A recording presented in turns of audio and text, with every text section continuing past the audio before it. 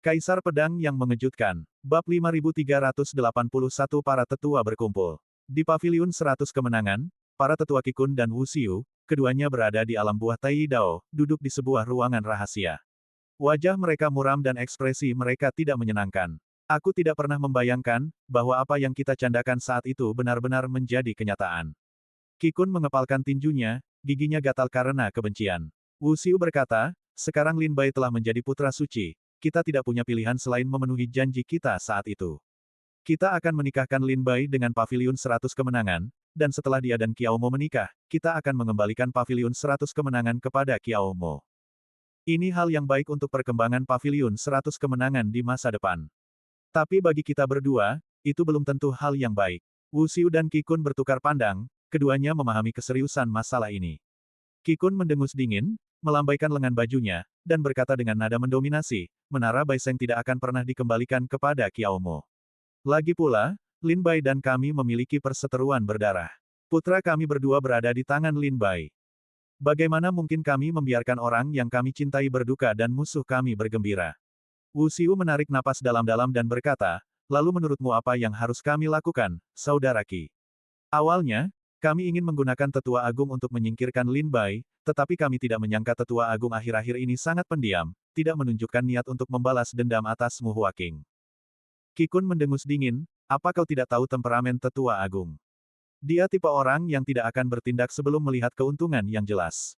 Dia sama sekali tidak akan menyentuh Lin Bai sebelum menemukan bukti yang kuat. Lagi pula, kematian Mu Huaqing memang penuh dengan hal-hal yang mencurigakan. Bahkan aku bisa melihat pasti ada sesuatu yang mencurigakan. Qi Kun mendengus dan berkata dengan nada muram. Ekspresi Wu Xiu serius saat ia berkata, sepertinya untuk melenyapkan Lin Bai dan membalaskan dendam putra kita yang telah tiada, kita tidak bisa lagi menunggu Tetua Agung, kita harus melakukannya sendiri. Namun, kita tidak perlu terlalu pesimis.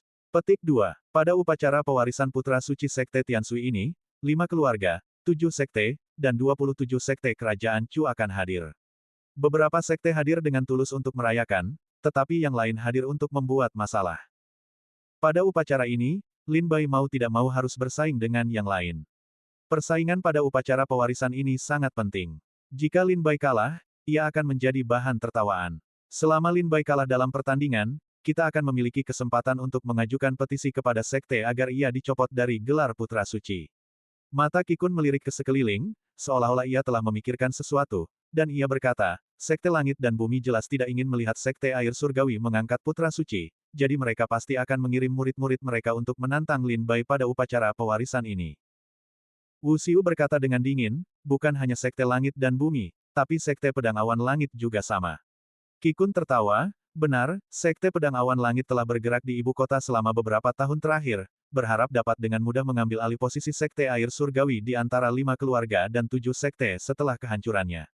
Mereka telah merencanakan selama bertahun-tahun, tetapi mereka tidak menyangka Sekte Air Surgawi akan mengangkat seorang putra suci, meninggalkan mereka tanpa apapun.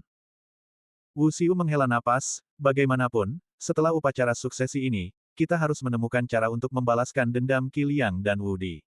Asteris krak. Asteris Wu Xiu dengan marah menghancurkan cangkir teh di tangannya, wajahnya penuh kekejaman. Dari kata-kata mereka, tidak sulit untuk melihat bahwa mereka tidak lagi memiliki keterikatan dengan sekte mereka. Mereka berdua, bersama dengan ayah Qiao Mo, telah mendirikan Menara Baiseng begitu lama sehingga mereka telah lama kehilangan kepercayaan pada sekte tersebut dan mengabdikan diri sepenuhnya untuk mengelolanya. Justru karena inilah perbedaan pendapat muncul di antara ketiga tetua Menara Baiseng. Wu Xiu dan Qi Liang percaya bahwa Menara Baiseng adalah entitas bisnis dan tidak seharusnya hanya berada di bawah sekte Tianshui. Mereka berpendapat bahwa Menara Baiseng seharusnya berada di dalam sekte Tianshui, dengan fokus pada wilayah kerajaan Chu, dan menjadi serikat pedagang. Namun, ayah Qiao Mo percaya bahwa tanpa sekte Tianshui, Menara Baiseng tidak akan ada, begitu Menara Baiseng terpisah dari sekte Tianshui, Menara Baiseng pasti akan hancur. Setelah pikiran mereka berbeda, konflik semakin memanas. Namun, ayah Qiao Mo juga merupakan penguasa Paviliun 100 Kemenangan, sehingga mereka harus mencari cara untuk melenyapkannya terlebih dahulu, yang memicu serangkaian peristiwa berikutnya. Sekte Tianshui, Master Sekte Huagu. Apakah kita benar-benar harus mengadakan upacara suksesi? Tanya Lin Bai, menatap puluhan tetua tingkat tinggi Sekte Tianshui yang berdiri di hadapannya, wajahnya penuh kekhawatiran. Saat ini, terdapat 13 tetua yang berdiri di kediaman Master Sekte Huagu, sehingga totalnya menjadi 14, termasuk Master Sekte Cusi. Ke-13 tetua ini adalah tetua pertama, yang memimpin Dewan Tetua, dan tetua lainnya adalah tetua kedua, ketiga, keempat, kelima, keenam, ketujuh, kedelapan, kesembilan, kesepuluh, kesebelas, ke-15, dan ke-17. Mereka saat ini adalah tokoh-tokoh paling berkuasa di Sekte Tianshui. Tidaklah berlebihan untuk mengatakan bahwa, selain para leluhur yang menyendiri di wilayah terlarang Sekte Tianshui, seluruh Sekte Tianshui yang luas diperintah oleh orang-orang ini. Di dalam Sekte Tianshui, para tetua yang berada di peringkat 20 teratas semuanya adalah tokoh-tokoh berpangkat tinggi dan berkuasa. Mereka memiliki kultivasi yang luar biasa dan kekuatan yang luar biasa. Atau mereka memegang posisi yang sangat tinggi di dalam sekte dan sangat dicintai oleh para pengikutnya. Misalnya, tetua pertama dan tetua ketiga, meskipun tidak memiliki tingkat kultivasi yang tinggi, telah melayani sekte dengan tekun dan tanpa lelah selama bertahun-tahun. Mereka dan Li Ziyan menangani semua urusan duniawi sekte. Oleh karena itu, 3 tetua yang paling sering terlihat adalah tetua pertama, tetua ketiga, dan Li Ziyan. Tetua lainnya terutama berfokus pada kultivasi terpencil. Mereka hanya diwajibkan untuk keluar dari pengasingan ketika peristiwa besar terjadi di dalam sekte. Kali ini, suksesi Lin Bai ke posisi putra suci tidak diragukan lagi merupakan peristiwa penting bagi Sekte Tianshui. Oleh karena itu, setelah menerima berita tersebut, semua tetua di 20 teratas Dewan Tetua yang dapat keluar dari pengasingan melakukannya. Lin Bai melirik para tetua. Selain tetua pertama dan tetua ketiga, semua tetua lainnya benar-benar berada di alam buah Tai Dao tingkat tinggi, dan beberapa di antaranya memiliki tingkat kultivasi yang tak terbayangkan. Lin Bai memperkirakan bahwa mereka berada di tengah-tengah alam buah Luo Dao Agung atau di puncak alam Tai. Mereka kemungkinan besar termasuk tetua terkuat di Sekte Tianshui yang mampu terlibat dalam urusan duniawi. Apakah acara sebesar ini benar-benar perlu? Lin Bai merasa agak skeptis. Setelah keluar dari benua kuno barbar, Lin Bai tahu betul bahwa perayaan apapun pasti akan menimbulkan masalah. Formalitas seperti ini sebaiknya dihindari sebisa mungkin. Tetua kedua, dengan wajah tuanya yang kurus dan lusuh, mengangguk, ini perlu. Benar-benar perlu. Penetapan putra suci oleh Sekte Tianshui adalah peristiwa besar, dan menurut aturan 5 keluarga dan 7 sekte, suksesi putra suci mengharuskan semua sekte ternama di kerajaan Chu diundang untuk merayakannya. Pertama, agar sekte-sekte di kerajaan Chu tahu bahwa Sekte Tianshui kita memiliki putra suci yang baru. Kedua, agar mereka mengingatmu. Jika kau mengalami kemalangan saat berkelana di kerajaan Chu, kemungkinan besar mereka akan menawarkan bantuan sebagai bentuk penghormatan kepada Sekte Tianshui. Lebih banyak teman, lebih banyak jalan, kan? Lin Bai tersenyum kecut, lebih banyak teman, lebih banyak jalan, itu benar, tetapi kau harus membedakan antara jalan menuju kehidupan dan jalan menuju kematian. Petik 2. Saat ini, ada cukup banyak sekte dan keluarga di kerajaan Chu yang menyimpan dendam terhadap Sekte Tianshui. Kesampingkan sekte lain, hanya Sekte Langit dan Bumi saja, jika mereka datang untuk merayakan, mereka pasti akan menimbulkan kegaduhan besar. Itu akan menciptakan lebih banyak masalah dan masalah.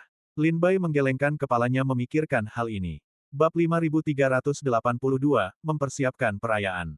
Lin Bai tidak ingin mengadakan upacara suksesi, bukan karena takut akan masalah dari gerbang surgawi. Ia hanya merasa bahwa menghemat uang adalah cara terbaik. Namun, para tetua dan pemimpin sekte-sekte air surgawi memiliki gagasan yang sangat berbeda dari Lin Bai. Mereka percaya bahwa upacara suksesi itu perlu, harus diadakan, dan harus menjadi acara megah dan spektakuler yang dikenal dunia. Lin Bai memahami niat baik mereka. Ketika keluarga dan sekte lain menetapkan putra suci mereka, tokoh-tokoh kuat dari segala penjuru akan datang untuk memberi selamat kepada mereka. Jika tidak ada yang memberi selamat kepada Lin Bai atas pengangkatannya sebagai putra suci, bukankah itu akan menjadi bahan tertawaan? Oleh karena itu, mereka berusaha keras untuk mempersiapkan upacara tersebut, bahkan meminta 20 tetua teratas Dewan Tetua untuk keluar dari pengasingan, semua untuk mendukung Lin Bai dan membiarkannya berdiri di hadapan dunia dan membuat kesan yang baik. Jika itu Bai Yifei atau Li Yuanzong, mereka akan sangat senang memiliki kesempatan untuk bersinar. Namun Lin Bai tidak suka pamer. Tetua kelima adalah seorang lelaki tua kurus kering, memancarkan aura kematian, seolah-olah hari-harinya telah dihitung. Ia berkata, kau tak perlu khawatir tentang gerbang surgawi. Jika mereka berani membuat masalah, aku akan membawa mereka semua ke mata air kuning. Bersiaplah dengan baik, kata tetua keenam, raut wajah gembira terpancar di wajahnya yang menua, pipinya berseri-seri. Sekte Air Surgawi belum memiliki putra suci selama 10.000 tahun. Kali ini, dengan kembalinya putra suci, Sekte Air Surgawi pasti akan memanfaatkan momentum ini dan bangkit kembali. Tetua ke-8 berkata, Master Sekte, aku dan para tetua lainnya tidak pandai bergaul. Oleh karena itu, tidak pantas bagi kami untuk menyambut tamu dari segala penjuru. Kami hanya bisa meminta tetua pertama dan tetua ketiga untuk menangani penyambutan. Tapi kalau ada yang berani bikin masalah, tetua pertama dan tetua ketiga tidak pandai berkelahi, dan aku serta para tetua lainnya telah mengasingkan diri di gua selama ribuan tahun, sungguh membosankan. Jika ada yang tidak bisa kami tangani, kami akan keluar dari pengasingan dan menghadapinya bersama-sama. Selain tetua pertama dan tetua ketiga, para tetua lainnya menunjukkan ekspresi garang di wajah mereka. Ketua Sekte Cusi menjulurkan lidahnya dengan bercanda dan tertawa, aku juga tidak ingin menerima tamu dari segala penjuru, jadi aku hanya bisa membiarkan tetua pertama dan tetua ketiga pergi. Tetua ketiga langsung setuju, jika sekte dan keluarga dari 5 keluarga dan 7 klan datang, sesuai etiket, kita harus pergi keluar laut cermin air untuk menyambut mereka. Kalau begitu aku akan pergi. Aku akan merepotkan tetua pertama dengan perayaan sekte. Tetua pertama mengangguk, sudah tugasku. Tetua kedua menyipitkan matanya, seolah teringat sesuatu, lalu bertanya kepada tetua pertama, meskipun aku baru saja keluar dari pengasingan, aku sudah mendengar banyak rumor di sekte ini. Sepertinya ini tentang masalah antara murid-muridmu dan Lin Bai. Rumornya memang merajalela, aku langsung mengetahuinya setelah aku keluar dari pengasingan. Ekspresi para tetua lainnya berbeda, jelas mereka juga tahu tentang masalah ini. Tetua kedua berkata dengan sungguh-sungguh, Lin Bai sekarang adalah putra suci sekte ini. Baik di dalam maupun di luar sekte, dia mewakili sekte Tianshui. Kuharap tetua pertama akan mempertimbangkan gambaran yang lebih besar. Wajah tetua pertama muram. Ia menarik napas dalam-dalam dan perlahan berkata, tenang saja, semuanya. Kita sudah saling kenal selama hampir 10.000 tahun. Tidakkah kalian semua tahu karakterku? Dalam hatiku, tak seorang pun yang bisa menandingi status sekte ini. Para tetua lainnya mengangguk serempak. Kata-kata tetua pertama bagaikan sebuah jaminan bagi mereka. Terlebih lagi, mereka sepenuhnya mempercayai tetua pertama, dan setelah mendengar kata-katanya, mereka tidak bertanya lebih lanjut. Tetua pertama memandang Lin Bai dan berkata, Lin Bai, aku akan bertanggung jawab penuh atas perayaan ini. Tenang saja, aku tidak akan pernah membiarkanmu kehilangan muka di hadapan para pahlawan dunia. Gambar, sekarang setelah kalian semua keluar dari pengasingan, memang ada beberapa hal yang membutuhkan perhatian kalian. Keluarga-keluarga besar, 3 klan iblis besar, dan 3 kelompok bajak laut besar kota badai akhir-akhir ini cukup gelisah. Akan sulit bagimu untuk memberi mereka teguran yang baik. Para tetua, setelah mendengar ini, semuanya tersenyum penuh arti. Tetua kedua mengangguk dan berkata, Lin Bai, kembalilah dan persiapkan perayaannya. Serahkan sisanya pada kami. Tetua pertama kemudian berkata kepada Lin Bai, bersiaplah. Generasi tua dari tokoh-tokoh kuat dari 5 keluarga dan 7 sekte tidak berani membuat masalah di laut cermin air, tetapi generasi muda seniman bela diri mungkin tidak begitu sopan selama perayaan. Mungkin, setelah kau mengambil alih sebagai putra suci, seseorang akan menantangmu saat itu juga. Tetua pertama berhenti sejenak, lalu berkata, jika kau menerima tantangan, kau harus menang. Jika tidak, beri aku kesempatan, dan aku secara alami akan menemukan cara untuk menyelesaikan masalah untukmu. Tetua pertama dan para tetua lainnya, tanpa menyadari kehadiran orang lain, sedang merencanakan perayaan. Mengabaikan perasaan dan keinginan Lin Bai, mereka dengan santai mengatakan kepada Lin Bai setelah menyelesaikan semua detail bahwa seseorang pasti akan menantang mereka hari itu. Melihat ini, Lin Bai tahu ia tak bisa menghalangi para tetua sekte Tianshui, jadi ia setuju, baiklah, aku mengerti.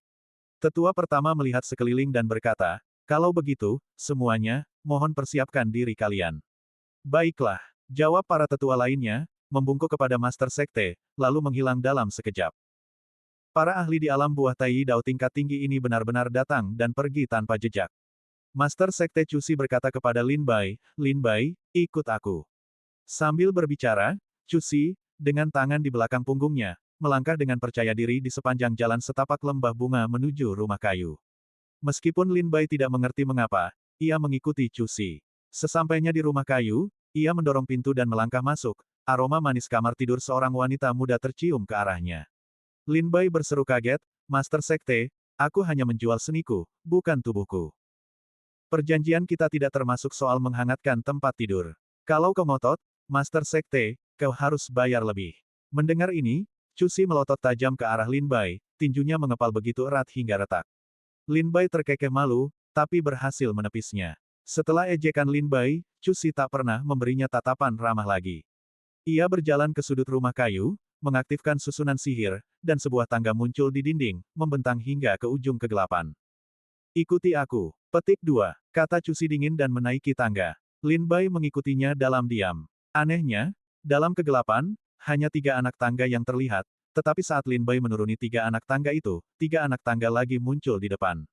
Lin Bai mengikuti Chu Xi ke dalam kegelapan, tanpa tahu berapa lama mereka berjalan atau berapa anak tangga yang mereka naiki, ketika tiba-tiba, suara air dan ombak menghantam pantai terdengar dari depan. Tak lama kemudian, Lin Bai dan Chu Xi menuruni tangga dan tiba di sebuah tebing. Melihat ke depan, gelap gulita, namun mereka dapat dengan jelas mendengar dan merasakan deburan ombak. Lin Bai mengaktifkan mata asurannya dan melihat bahwa di depan tebing terbentang lautan tak berbatas. Namun, tidak seperti lautan lainnya, air di laut ini sehitam kehampaan yang gelap. Apa ini? Tanya Lin Bai bingung. Chu Xi berbisik, gelombang hitam sekte air surgawi. Legenda mengatakan bahwa itu terbentuk dari setetes darah abadi makhluk surgawi. Petik 2. Gerbang surgawi berusaha keras untuk menghancurkan sekte air surgawi, kemungkinan besar karena gelombang hitam ini. Bab 5383 Gelombang Hitam. Wusa. Berdiri di tebing yang gelap, Lin Bai merasakan hembusan angin laut menerjang ke arahnya. Di depannya terbentang hamparan air laut hitam pekat yang luas, bergelombang bersama angin dan ombak. Gelombang Hitama. Ini pertama kalinya Lin Bai mendengar nama ini. Menurut Chu Xi, tempat ini adalah area terlarang mutlak di dalam sekte air surgawi. Jika Lin Bai belum menjadi putra suci, ia tidak akan pernah memenuhi syarat untuk datang ke sini. Dalam legenda, gelombang hitam terbentuk dari setetes darah esensi seorang abadi. Gelombang ini mengandung energi kreatif yang tak terbatas. Dahulu kala, pendiri sekte air surgawi secara tidak sengaja menemukan gelombang hitam ini dan memahami teknik-teknik mendalam tertinggi darinya, sehingga mendirikan sekte air surgawi. Gerbang surgawi berusaha keras untuk menghancurkan sekte air surgawi, kemungkinan besar karena gelombang hitam ini. Chu Xi terkekeh, duduk di tebing dengan kaki menjuntai di udara, menatap laut gelap di depan, dan berkata sambil tersenyum. Rumor telah lama beredar di seluruh kerajaan Chu bahwa kekuatan gerbang langit dan bumi kini jauh melampaui sekte air surgawi, dan bahwa gerbang langit dan bumi secara halus didukung oleh Kaisar Chu. Secara logis, gerbang langit dan bumi seharusnya dengan mudah menghancurkan sekte air surgawi, jadi mengapa sekte air surgawi masih ada? Dua teori beredar di kerajaan Chu. Pertama, seorang leluhur yang tak tertandingi dalam sekte air surgawi masih hidup. Jika sekte air surgawi didorong terlalu jauh, mereka mungkin akan membongkar peti mati leluhur tersebut, yang akan mengakibatkan kehancuran bersama. Kedua, gerbang langit dan bumi menginginkan harta karun tertentu dalam sekte air surgawi, dan tidak akan membiarkan sekte tersebut dihancurkan sampai mereka mendapatkannya. Dan sekarang, Chu Xi telah menyebutkan harta karun ini, yang seharusnya adalah gelombang hitam ini.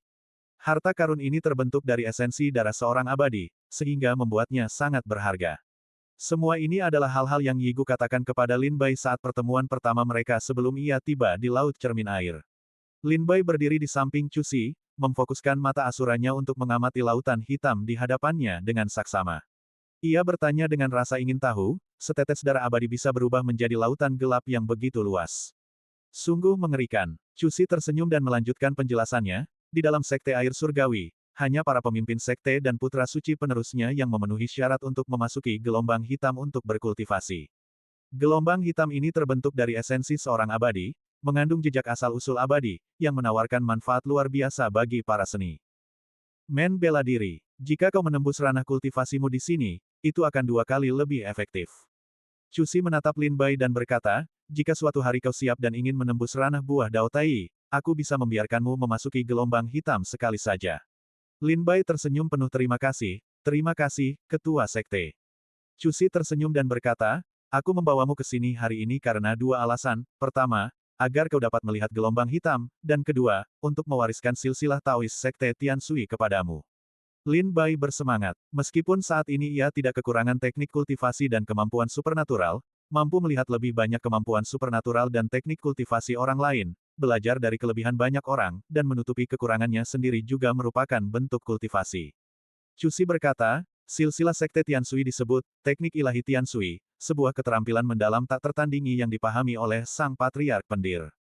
Dari dalam gelombang hitam. Dengan peningkatan yang dilakukan oleh para patriark, pemimpin sekte, dan putra suci, teknik ini kini menjadi sangat kuat dan dianggap sebagai teknik kultivasi langka di kerajaan Chu. Lin Bai tiba-tiba teringat sesuatu dan bertanya, pemimpin sekte, apakah sekte ini memiliki teknik ilahi yang disebut teknik pemeliharaan jiwa Tianshui? Chu Si mengangguk dan berkata, teknik pemeliharaan jiwa air surgawi adalah metode kultivasi dalam teknik ilahi air surgawi. Teknik ini memiliki kekuatan untuk memelihara dan memperbaiki jiwa, membuatnya lebih kuat.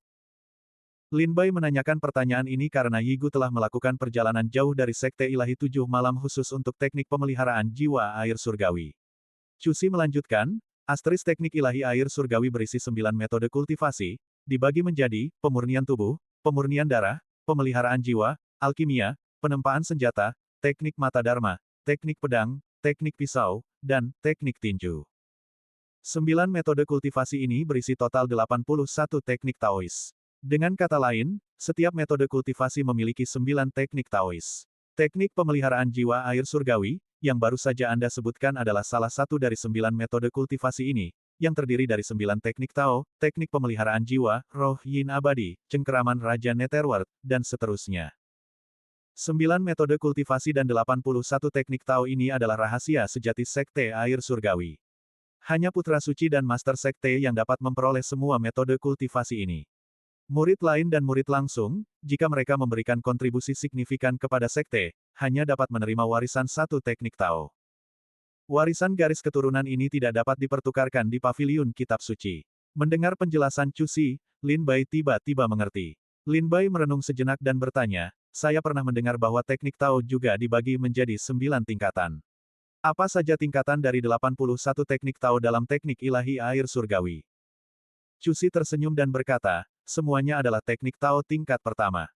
Lin Bai merasa kecewa. Ia mengira warisan Sekte Air Surgawi akan mencakup teknik-teknik Tao tingkat 3, atau teknik-teknik Tao tingkat tinggi lainnya. Namun, ia tidak menyangka semuanya adalah teknik-teknik Tao tingkat 1.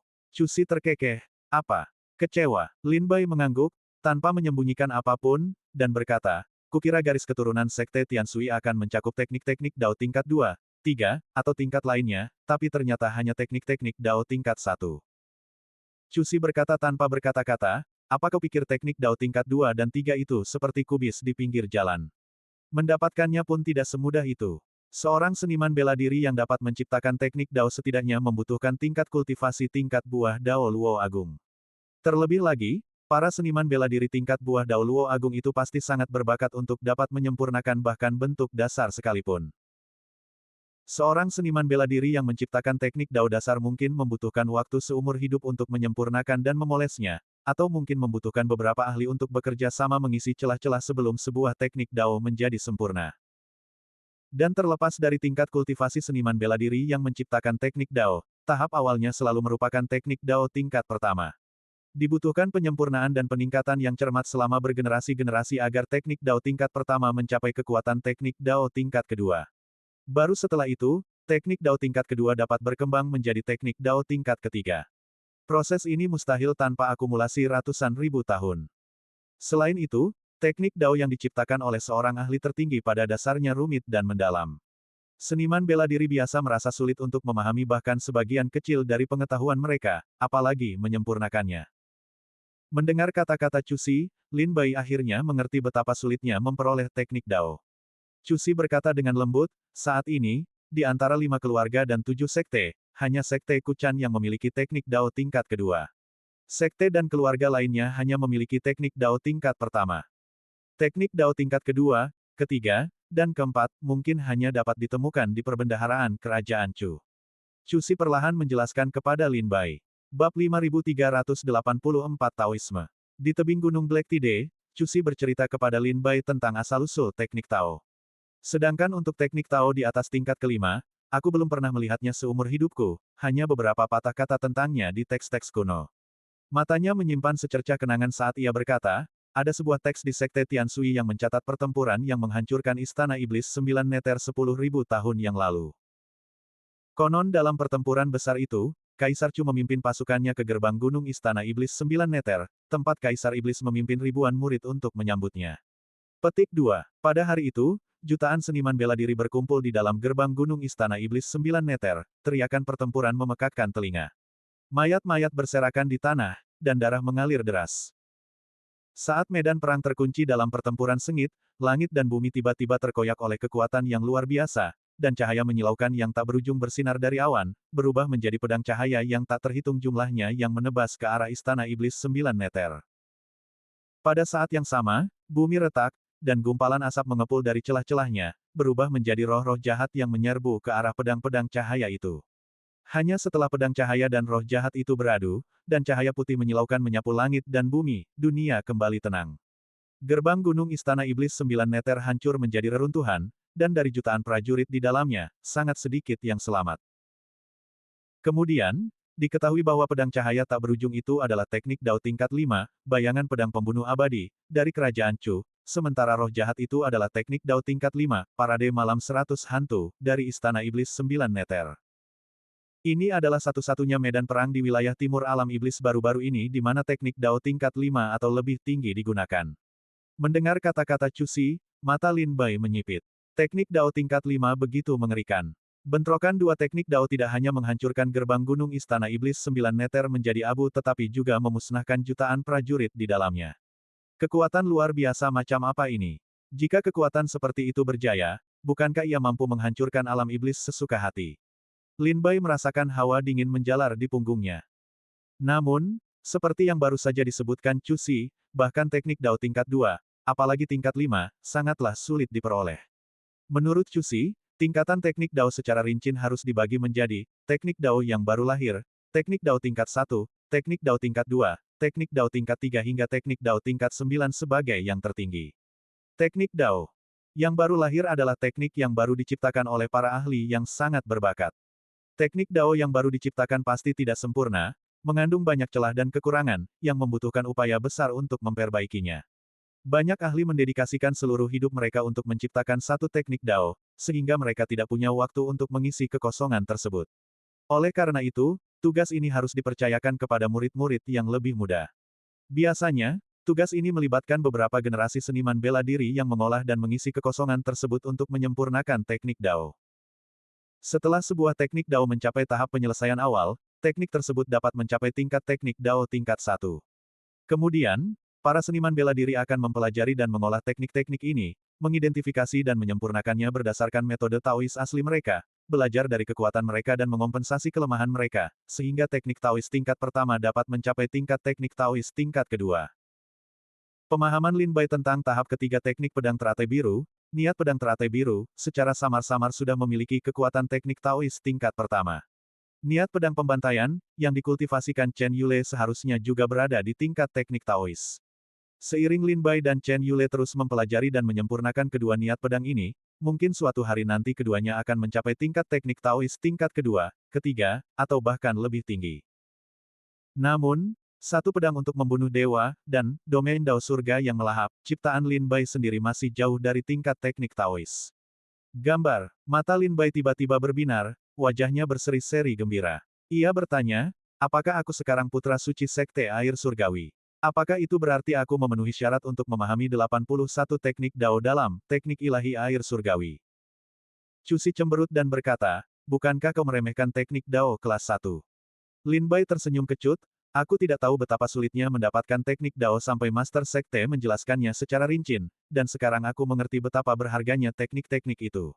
Chu Si tidak ingin membuang-buang waktu lagi dengan Lin Bai, jadi ia dengan tegas menjelaskan, kau adalah putra suci Sekte Air Surgawi, tetapi seperti yang kau katakan sebelumnya di Lembah Bunga, hubunganmu dengan Sekte Air Surgawi hanyalah sebuah transaksi. Transaksi itu tidak menyebutkan pewarisan garis keturunan Dao Sekte Air Surgawi kepadamu. Mendengar ini, Lin Bai merasakan hawa dingin menjalar di punggungnya. Seharusnya ia memasukkan klausul itu dalam transaksi. Chu Si berkata, namun apapun yang terjadi, kau tetaplah putra suci Sekte Tianshui. Di masa depan, kau pasti akan mewakili Sekte Tianshui untuk menghadapi para seniman bela diri di seluruh kerajaan Chu. Jika kau tidak tahu sedikit pun tentang garis keturunan Sekte Tianshui, kau akan menjadi bahan tertawaan. Oleh karena itu, aku, Master Sekte, akan memberimu perlakuan istimewa dan mengizinkanmu memilih salah satu dari 9 teknik pedang dari seni ilahi Tianshui untuk dikultivasikan. Sambil berbicara, Cusi melambaikan tangannya, dan di lautan gelap tak berbatas di hadapannya, angin bertiup kencang, awan bergulung-gulung, ombak berjatuhan, dan 9 prasasti batu hitam muncul dari air, tulisannya semuanya hitam. Lihatlah sendiri, kata Cusi. Lin Bai membungkuk hormat dan melangkah menuruni tebing, setiap langkah seakan berjalan di udara kosong, hingga ia tiba di depan 9 prasasti batu itu. Di bawah kaki Lin Bai, muncul gelombang hitam. Hanya ketika Lin Bai berada 3 langkah dari prasasti batu itu, ia samar-samar dapat melihat tulisan di atasnya. Terlebih lagi, saat Lin Bai mendekati prasasti batu itu, semburan niat pedang meletus darinya, melesat lurus ke arahnya. Jika Lin Bai tidak memiliki kultivasi pedang yang begitu mendalam dan kekuatan hati pedangnya, siapapun kemungkinan besar akan langsung musnah oleh niat pedang ini. Berdiri di depan prasasti batu, Lin Bai menenangkan diri, mengalirkan kekuatan hati pedangnya, memungkinkannya untuk melihat dengan jelas tulisan pada 9 prasasti tersebut. Melihatnya satu persatu, teknik Taois pada 9 prasasti tersebut adalah 9 pedang pemurnian hati, sikap pedang abadi yang menakjubkan, 10.000 pedang kembali ke laut, menopang awan, mengisi laut, bebas dan tak terkekang, 9 transformasi kehidupan pedang, pedang hantu yang tak kekal, dan teknik pedang bulan terbakar. Kesembilan teknik Taois tingkat pertama ini semuanya sama kuatnya. Lin Bai dengan sabar memeriksa masing-masing teknik, tetapi karena Cusi hanya mengizinkannya untuk mengolah satu teknik Taois, ia hanya dapat melihat fragmen teks, tidak mampu memahami wawasan kultivasi dan prinsip-prinsip dasar dari teknik-teknik ini. Sudah memilih. Katakan kalau sudah. Tanya Cusi sambil tersenyum. Lin Bai tersenyum kecut, aku hanya bisa melihat potongan-potongan informasi tentang setiap teknik Dao. Bagaimana aku bisa memilih? Cusi tertawa, cari saja yang menarik perhatianmu, kan? Lagi pula, kekuatan dan daya 9 teknik Dao ini kurang lebih sama. Lin Bai mengabaikan Cusi dan, berdasarkan potongan-potongan yang dilihatnya, dengan sungguh-sungguh mencari di antara 9 teknik pedang itu satu yang paling cocok untuknya. Cusi menunggu dengan tidak sabar di tebing untuk waktu yang lama dan berkata, jangan bimbang begitu. Cepat. Lin Bai menarik napas dalam-dalam dan menunjuk ke sebuah prasasti batu, berkata, aku pilih yang ini. Cusi meliriknya, langsung mengerutkan kening, dan bertanya, Lin Bai, aku benar-benar tidak tahu harus berkata apa kepadamu. 9 teknik Dao ilahi diletakkan di hadapanmu, dan kau bersikeras memilih yang paling sulit, jurus pedang abadi yang menakjubkan. Bab 5385, Kekuatan Pedang yang Mengejutkan. Dengan 9 teknik Tao yang disodorkan kepadamu, mengapa engkau memilih yang paling sulit? Master Sekte Cusi menatap Lin Bai dengan tatapan iba sekaligus tak percaya, tatapannya tak terbaca. Lin Bai bingung dan bertanya, mengapa engkau berkata begitu? Cusi menjawab, pernahkah engkau mendengar pepatah, mengalahkan orang lain dengan kekuatan? Aura pedang abadi yang menakjubkan tidak memiliki jurus pedang, ia diolah sebagai aura pedang. Kekuatan dan keperkasaan aura ini berasal dari kekuatan batin seorang kultivator pedang. Singkatnya, semakin kuat hati Dao seorang kultivator pedang, semakin kuat pula kekuatan aura pedangnya. Sebaliknya, semakin lemah hati Dao, semakin lemah pula aura pedangnya. Hanya ketika aura pedang mencapai tingkat kekuatan tertentu, seseorang dapat mencapai keadaan, mengalahkan orang lain dengan kekuatan. Mendengar penjelasan Cusi, Lin Bai mengangguk mengerti.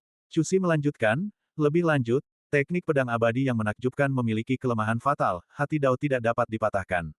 Setelah hati Dao hancur, kekuatan teknik pedang akan langsung lenyap seperti air yang mengalir. Bahkan jika kau menyatukan kembali hati Daomu di masa depan, kau harus mengolah teknik pedang abadi yang menakjubkan lagi. Tentu saja, jika kau benar-benar dapat mengolah teknik pedang abadi yang menakjubkan hingga tingkat kesempurnaan agung, manfaatnya akan sangat banyak, terutama saat menghadapi kultivator pedang. Dengan berkah teknik pedang abadi yang menakjubkan, kultivator pedang lawan kemungkinan besar akan terlalu takut untuk menyerangmu, jiwa mereka tercerai-berai ketakutan.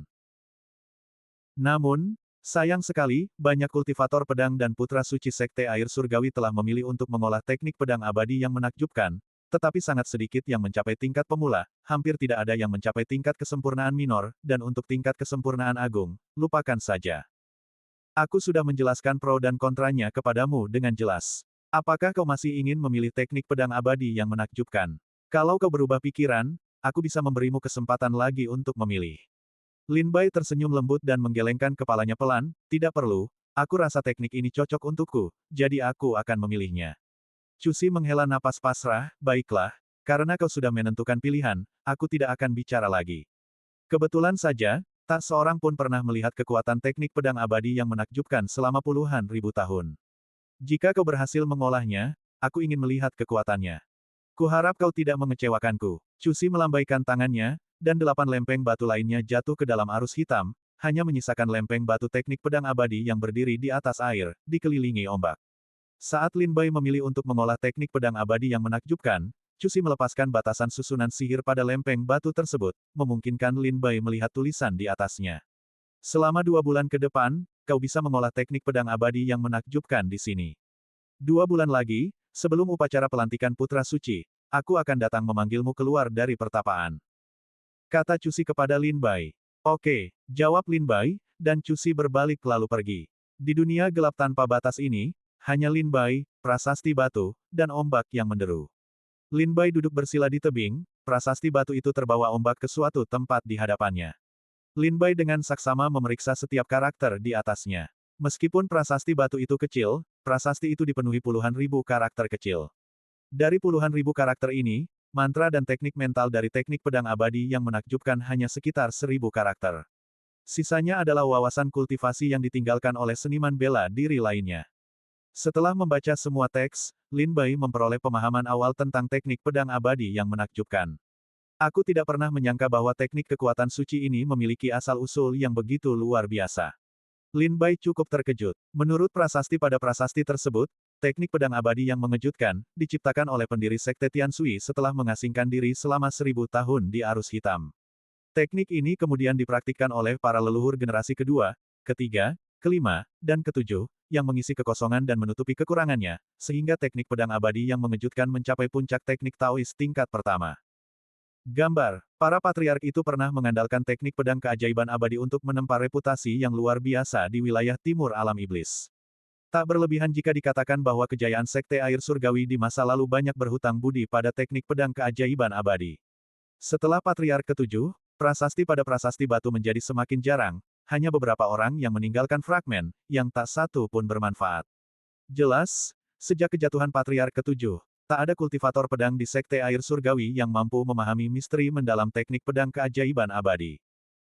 Lin Bai tidak terburu-buru, perlahan-lahan menghafal metode kultivasi mental dan mantra teknik pedang keajaiban abadi. Ia tidak terburu-buru melihat pengalaman kultivasi patriark pendiri dan para patriark lainnya. Setelah menghafal metode kultivasi mental dan mantra, Lin Bai memejamkan mata dan diam-diam mengalirkan teknik itu dalam pikirannya. Seperti yang dikatakan Cusi, teknik pedang keajaiban abadi tidak memiliki jurus pedang, ia mengolah aura. Semakin kuat auranya, semakin besar pula kekuatannya. Maka muncul pertanyaan, bagaimana seseorang bisa mengolah aura ini? Aura pada dasarnya adalah eksistensi yang halus dan tak berwujud. Mengolah aura aneh ini menjadi wujud nyata, dan membuatnya memiliki daya penghancur yang luar biasa, hingga mampu membanjiri orang lain dengan kekuatan yang dahsyat, terdengar seperti mimpi, dan bahkan lebih mustahil lagi untuk dicapai. Lin Bai mengedarkan teknik mental dan mantranya, tetapi tidak merasakan ada yang salah, ia belum mengolah sedikit pun kekuatan aura pedang pembunuh abadi. Dalam kegelapan, tak ada pergantian siang atau malam, tak ada waktu yang berlalu. Lin Bai tak tahu berapa lama waktu telah berlalu, dan ia membuka matanya dengan tangan kosong. Ia bergumam pelan, apa itu aura? Orang seperti apa yang memiliki aura? Lin Bai perlahan mengingat saat pertama kali bertemu Pangeran Chen di perbatasan Chu, meskipun ia memperkenalkan diri sebagai Tuan Yu dari Chu, dan tidak mengungkapkan identitasnya, Lin Bai tetap merasakan aura mulia yang terpancar darinya, aura mulia dari keluarga yang berkuasa. Di Istana Surgawi Abadi Timur, Kaisar Chu menunggangi kereta naganya, melangkah di atas awan kemerahan, aura kekuasaannya begitu kuat sehingga semua seniman bela diri di alam buah Tai Dao harus mengangkat kepala mereka. Hanya dengan berada di lingkungan khusus selama bertahun-tahun, dan dididik oleh lingkungan itu untuk waktu yang lama, seorang seniman bela diri dapat mengembangkan aura yang unik. Yang mulia Pangeran Chen dan Kaisar Chu telah menjadi pusat kekuasaan di Chu selama bertahun-tahun, sehingga mereka terlahir dengan aura kerajaan. Raja Chaining pernah memimpin pasukannya untuk menaklukkan segala penjuru, tangannya berlumuran darah yang tak terhitung jumlahnya, dan jutaan mayat tergeletak di bawah kakinya. Ia memiliki aura kekuasaan yang dapat menyapu bersih ribuan pasukan. Qian Hen, Chen Yule, Huang Qingyun, dan lainnya dibesarkan sebagai putra suci oleh keluarga mereka sejak usia muda dan dipuja oleh anggota klan mereka. Mereka memiliki aura kesombongan yang memandang rendah dunia. Tapi mereka punya kehidupan yang tak pernah kumiliki. Mata Lin Bai menyipit, lalu ia berkata dengan suara rendah, aku bukan pangeran di pusat kekuasaan, juga bukan kesayangan keluarga atau sekte besar. Jadi bagaimana aku bisa mengolah aura pedangku sendiri? Bukankah terlahir dari keluarga kaya berarti seseorang tak layak memiliki aura? Lin Bai sedikit mengernyit, benar-benar bingung. Saat itu, tatapan Lin Bai perlahan beralih ke wawasan kultivasi sang pendiri dan beberapa leluhur lainnya di prasasti batu. Untungnya, para leluhur ini punya kebiasaan baik, setelah mencapai kesuksesan dalam kultivasi mereka, mereka akan menuliskan wawasan mereka untuk membimbing murid-murid di masa depan dan mencegah mereka mengambil jalan memutar.